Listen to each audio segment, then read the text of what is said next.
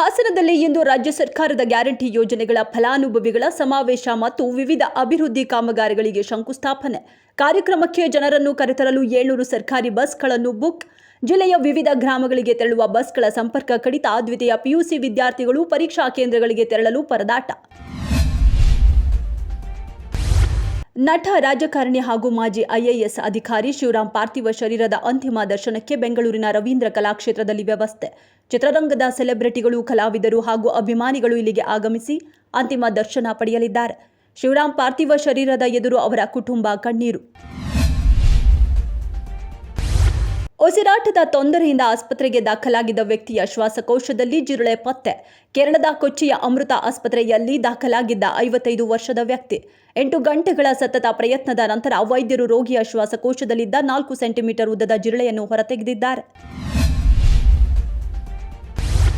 ನಾಯಿಗಳಿಗೆ ರೇಬಿಸ್ ನಿರೋಧಕ ಲಸಿಕೆ ಹಾಕೋದು ಅತಿ ಮುಖ್ಯ. ನಾಯಿಗಳ ಸಂತಾನ ನಿಯಂತ್ರಣ ಮಾಡಲು ಬಿಬಿಎಂಪಿ ಪ್ಲಾನ್. ಬೀದಿ ನಾಯಿಗಳಿಗೆ ಮೈಕ್ರೋಚಿಪ್ಗಳನ್ನು ಅಳವಡಿಕೆಗೂ ಮುಂದಾದ ಬಿಬಿಎಂಪಿ. ಸಂಸದ ಉಮೇಶ್ ಜಾಧವ್ ಬೆಂಬಲಿಗ ಗಿರೀಶ್ ಚಕ್ರ ಬರ್ಬರ ಹತ್ಯೆ. ಅಫ್ಜಲ್ಪುರ ತಾಲೂಕಿನ ಸಾಗನೂರು ಗ್ರಾಮದಲ್ಲಿ ಘಟನೆ ನಡೆದಿದೆ. ಗಾಣಗಾಪುರ ಠಾಣಾ ಪೊಲೀಸರು ಪ್ರಕರಣ ದಾಖಲಿಸಿಕೊಂಡು ಆರೋಪಿಗಳಿಗಾಗಿ ತೀವ್ರ ಶೋಧ ನಡೆಸಿದ್ದಾರೆ.